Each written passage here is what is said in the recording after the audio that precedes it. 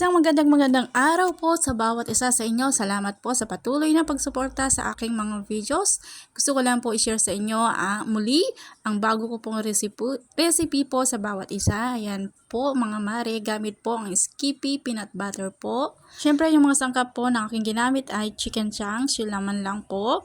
At saka sitaw, cabbage po.